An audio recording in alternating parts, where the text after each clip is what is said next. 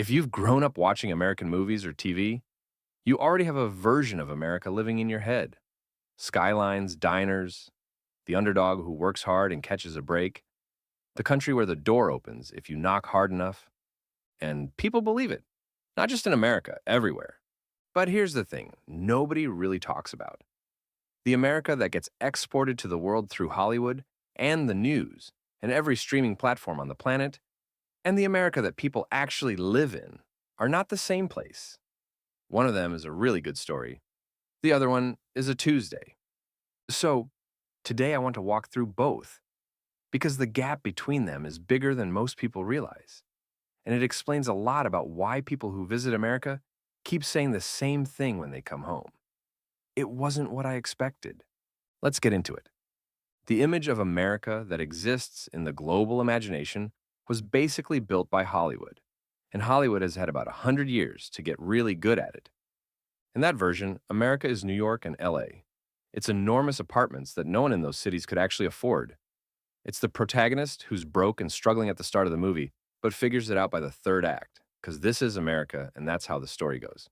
It's the quiet, deeply marketed promise that if you work hard enough and want it badly enough, this country will eventually reward you. And that wasn't an accident.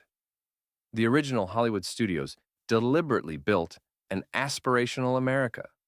Optimistic endings, white picket fences, the idea that this place takes care of the deserving. It traveled well, it made people want to come, it made people want to believe. And in a lot of ways, it's genuinely beautiful. It's just not the whole picture. Here's a small example of what doesn't make it in. 54% of young people say they want more realistic portrayals of money on TV and in movies because characters never seem to worry about whether they can afford the doctor. The apartment in Manhattan is always somehow enormous, and nobody in any show is managing 3 jobs to cover rent because that version doesn't make a good movie. But for a lot of people, it is just a Tuesday. And then there's the other thing America exports to the world, which is fear. Here's a stat that genuinely surprised me. Violent crime in the United States is currently near its lowest point since 1950. The FBI data is clear on this. Murder rates down, gun violence declining in many cities. The country objectively safer than it has been in decades. And yet 77% of Americans believe crime is actually getting worse. How does that happen? Because fear works. Because a segment about a city being overrun gets more clicks than a segment that says things are improving. Because in the 2 weeks after the FBI released its crime decline report, one major news network gave it a total of 2 minutes of airtime. So you end up with a country where the data says one thing and how people feel says something completely different. And people watching from abroad are seeing the fear version, not the data version, which means they arrive expecting something out of a crime thriller and mostly find suburbs traffic and strip malls. Which brings me to the part nobody puts on TV at all. Almost nothing reveals the gap between the media version and the real one faster than healthcare. On American TV, you almost never see a character genuinely stressed about a medical bill. They go to the hospital, something dramatic happens, maybe someone holds their hand, and then they're fine. What that leaves out is the fact that 38% of American adults skipped, delayed, or went without medical care last year. Not because they didn't need it, but because they couldn't afford it.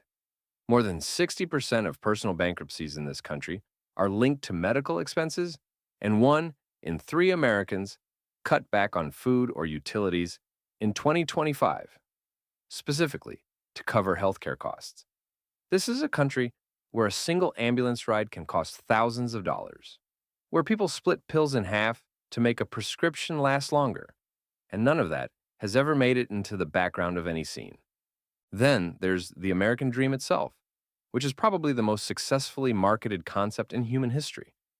It's in every movie, every underdog story, every immigrant narrative, where someone arrives with nothing and builds everything from scratch.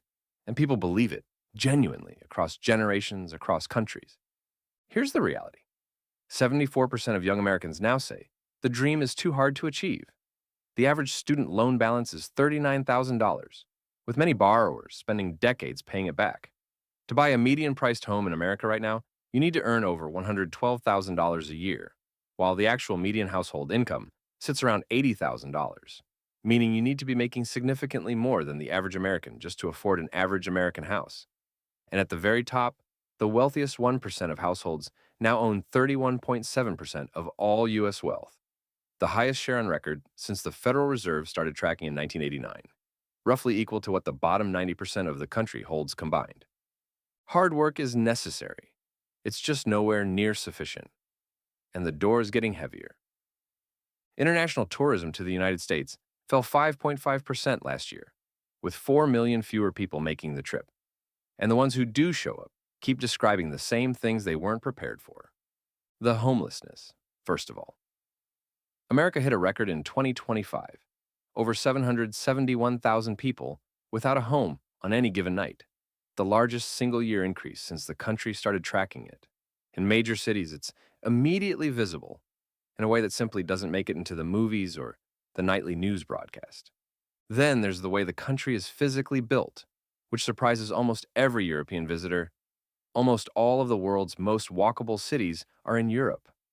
America has almost none. People who show up expecting to explore on foot discover that enormous portions of this country are basically impossible to navigate without a car. And nobody warned them because it's so normal here that it stopped being worth mentioning. And then there's the geography itself. Only 3.9% of Americans live in either New York City or Los Angeles, the two places that star in essentially every piece of American media ever made. The rest of the country looks completely different. It's 2-hour drives between anything interesting, chain restaurants, long, quiet stretches that are not bad at all, just nothing like what gets exported. Underneath all of it, there's an exhaustion that's hard to put into a single statistic. Hustle culture got turned into an aesthetic. Rise and grind, the 5 a.m. club, productivity as a personality type. But the United States is still one of the only wealthy countries on earth with no federal law guaranteeing paid time off. And burnout rates are climbing while the finish line keeps moving. So why is there this much distance between the version of America that gets broadcast and the version that people actually live? Part of it is economic. Aspirational content sells. And you lead with the parts that make people want to come, want to buy, want to believe in the product. Part of it is how media works on both ends of the political spectrum, where fear clicks and hope clicks, but nuance quietly doesn't. And part of it is that America is genuinely, honestly complicated in a way that's hard to summarize in a thumbnail. Because it's also true that there are people who find opportunities here they couldn't have found anywhere else. There are parts of this country that are genuinely beautiful. There are real freedoms here that matter, people doing extraordinary things in cities you've never heard of, a kind of energy in certain places that doesn't quite exist anywhere else in the world. The real America holds all of that alongside the medical debt, the tent encampments, and the 77% who think crime is rising when the data says it isn't. The problem isn't that the good version is a lie. The problem is that it's the only version that gets told. And when that's all you see, you're working with half a picture. Here's what I keep coming back to. This country exports the most powerful version of itself to the entire world. And the people living inside it quietly negotiate with the real one every single day. That gap has consequences. For the people who arrive expecting something that doesn't exist. For the people who grew up inside it, measuring their lives against a standard that was always fiction. And for the political conversations happening in a country where perception and data seem to be living in completely different zip codes. The media version of America is a great story, it really is. It's just not the whole one.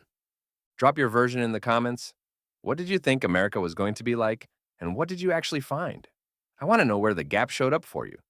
And subscribe if you want more videos on the things that look completely different from the outside than they feel from the inside.